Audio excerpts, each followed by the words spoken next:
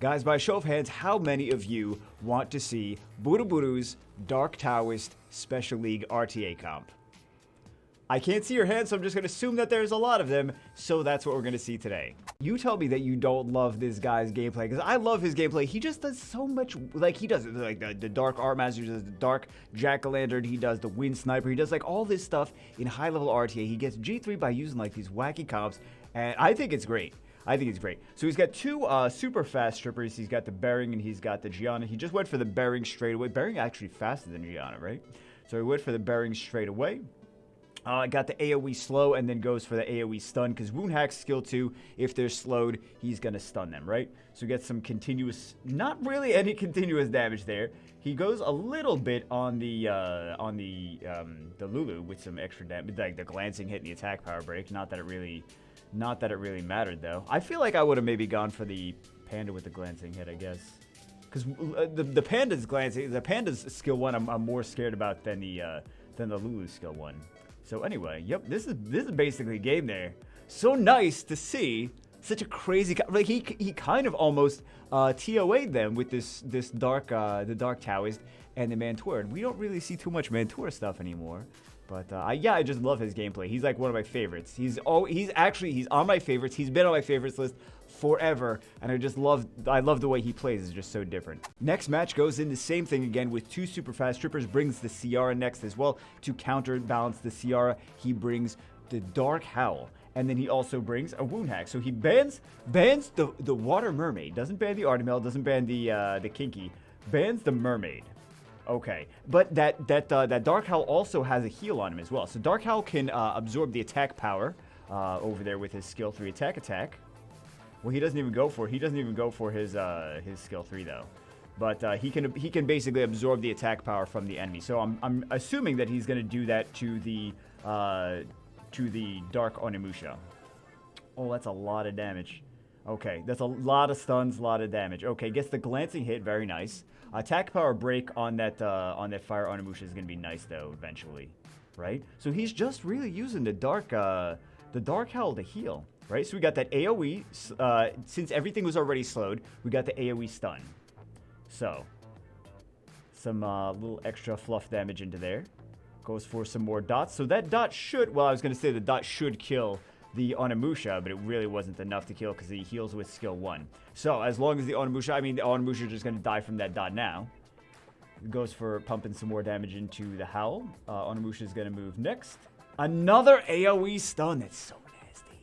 So nasty AoE stun. And he's really just using the Dark Howl to heal things. That's all he's using it for. And it's also, I mean, it makes sense in the comp because Special League, it's a 2-star unit, so you get a lot of value out of a 2-star. And of course, it's the Dark unit, and he loves to use Dark units, but he gets a lot of value out of that 2-star unit. Then he can bring in more units at higher star levels. Next match, first pick Camila on the enemy side. So he's not bringing Dark units now. He's going for a little bit different. He's not WOONHAK. He's going for Cameron. Cameron's got an AOE slow. Well, actually, not WOONHAK. With the AoE slow from Cameron, that's kind of like you would expect that he would bring that in, the Cameron and the WOONHAK together, which I'm sure he will later on. Opponent picks first pick Camila.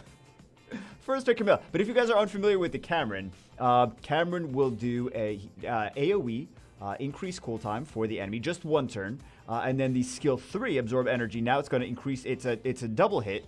It used to do 3 hits and increase the cooltime. Now it's just a double hit and increase cooltime, but if she actually lands it, it reduces the cooltime of her own skill 3 after that. So it goes for the nuke into the Han. He's still got this. He banned the Bearing, he let in the Gianna and the Han combination. So he let in 2 LD5s. But banned, I'm not sure why he went for that one. I would have gone for the Camila. I'm really not sure why he went for that one.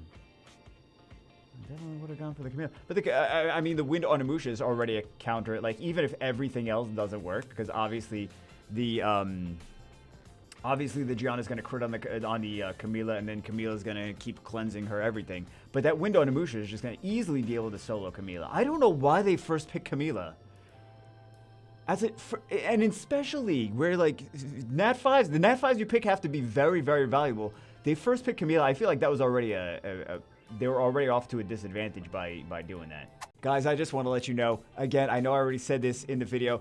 I love this guy. I love this guy's gameplay. He actually picks the Dark Shark. The Dark Shark gets banned. He actually picks the Dark Shark in this comp. Fantastic. I love it. I really love it. Okay, so he gets the he's getting bombed, but he's still gonna get the AoE strip into a silence, and also into, now he's gonna get the stun. He's gonna go for it. I know he's gonna go for it. Right, so he gets 3 units stunned. He goes for slows, then he goes for a stun there. That's the skill 3 of the Dark Towers. He's got the fake attack. Fake attack is both an attack power buff, attack power break, and a glancing hit as well on that skill 1, which is actually pretty nice. Attack power break and that's 2 debuffs. There's some units like the Chimeras are like, we do 1 continuous damage. The Towers is like, I do a attack power break and a glancing hit. That's really that's actually especially nice against things like bosses, right? So the opponent banned out the Dark Shark, which was clearly the most OP unit of the whole. I mean, it was the speed lead. That's the reason that he banned it out. It was the speed lead. But it's just funny to see a Dark Shark getting picked and then getting banned. The Dark Shark. This is 23 Dark unit speed lead. That's why. With these first picks, you may as well have thought this was like a regular RTA season. Okay, and then he picks the Wind Mermaid and then the Dark Shark. Dark Shark does not get... There's 2 speed leads, right? There's 2 speed leads and there's 2 swift units. So now they're just contesting who's the fastest. That Wind Mermaid was going to be the fastest unit. I mean, no surprise there. Wind Mermaid was going to be the fastest unit on the enemy team, followed by the Ashir. So, gets all that CC, all that CC, all that CC. I really want to see this Dark Shark do Dark Shark things. He's really not going to do too much Dark Shark things. He's just going to... He's there for a speed lead. That's really all he's there for. So, let's see, though. I would love to see if the enemy is lower than 50% HP. If I recall correctly, if the enemy is lower than 50% HP, his third attack deals double damage. Unless I'm mistaken, it's been a while since I looked at him. I have him on the LD account, but I'm pretty sure that's his third skill. Guys, I was incorrect about the amount, but I was in the right ballpark. So his third skill, Chow Down, performs an attack, deals more damage according to how low the enemy's HP is. If it is lower than 30% HP, I said 50%. If it's lower than 30%, attack will deal 100% more damage. I'm so used to Ryan lately because I've been playing around with Ryan this week. And his skill 2 is if the enemy's 50% or lower HP, so that's why I was thinking that. But it's 30% for here. And then this is an AoE speed break, which is also nice combination with the WOONHAK. So if he does the speed break first, and then WOONHAK comes in after that and does the stuns for that. So he's actually not even just useful for his leader skill. He's useful for his leader skill and the combination of Incapacitate into WOONHAK's skill 2, which let's just review the WOONHAK skill 2 real quick.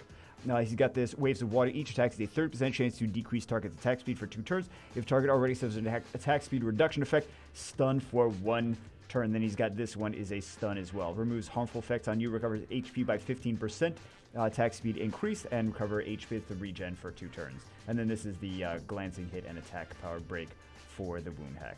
Next match, first pick Gianna, no surprise there, into a Bering and WOONHAK. Opponent picks Vertiheel, Lulu, Varamos, and Antares.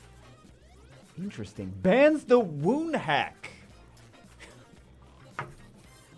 LD5, Nat5, 2A monster, Dark 4-star, bans the 3-star. Bans the 3-star. Very strong 3-star to be banned. Yeah, that Poseidon is going to do a decent amount of damage. He actually didn't get the Vertiheel with that. I'm surprised. I don't know, guys. Vertiheel's like the bane of my existence, but apparently Vertiheel likes to just be a menace to this guy as well. Vertiheel did revenge, but Vertiheel at least resisted Poseidon's skill 3. Which you know what? If I would have thought anything was going to resist, I would have thought that the Lulu was going to resist, right? Oh, resist the dot there too. Maybe it's a 100% resistance Vertiheel. Lulz. Well, actually, maybe it is a high resist Vertiheel. I don't know. Yeah, there's the counter. There's the counter we know Vertiheel for. Last match, opponent first picks Lulu. So Lulu, in my opinion, both is and isn't strong in Special League. It is strong against like control teams, but in Special League, there's so many just cleaves, right? So if the enemy is just killing you straight off, it's like kind of strong against this comp, but if the enemy's just killing you straight off, it's less strong against that. So actually, Fran comes in between the Bering and Gianna. Fran doesn't use her skill 3 because Fran doesn't want to because Gianna's going to move next, right? She doesn't want to give Gianna something to AoE strip and stun everything with, right? So comes in, does not get the defense break there. He's going to do some little squishy damage, chip damage into the Ciara, right? Get the attack power break and the glancing hit. Both attack power break and glancing hit are strong against Ciara. Let's see if he gets of course, he's going to get the critical error. He actually misses against the Ciara, so he can do, well, he's not going to get the turn next, right? He gets the Angry Wave here. He's not going to get the turn next with that Dark Howl. Well, I was going to say he could skill 3 with the Dark Howl into the Ciara and actually strip that, so... he goes for the bomb, and then that's going to be GG on that resist. Fran has been resisting a lot, hasn't she? Well, actually, I shouldn't say that's going to be GG. Kinky could do kinky thing. Could do kinky things? Kinky could do... Kinky could do... I mean, phrasing, right? Kinky could do kinky things. I think this is GG at this point. You're just going to stun Kinky now. Right? Or not stun Kinky, but I think, yeah, there we go. Alright, so that's actual GG. There we no, he's not giving up. Alright, guys. Anyway, that's it for this one. Hope you enjoyed it. I think this guy's matches are fantastic. I love this. This is kind of similar to the way that I like to play. Like, I like to play with just wacky, silly things. I don't like to play with, like, I'll if I have to try hard, I have to try hard and, like, use meta things, but I'd rather just play with like goofy things like this. So I really like the way that this guy plays. I've liked his matches for so long, for years at this point. He's possibly my favorite RTA. There's a couple. He's definitely in the top 3 of my favorite RTA players. But anyway, that's it for this one. Hope you guys enjoyed it as much as I did. And I will see you as always in the next one.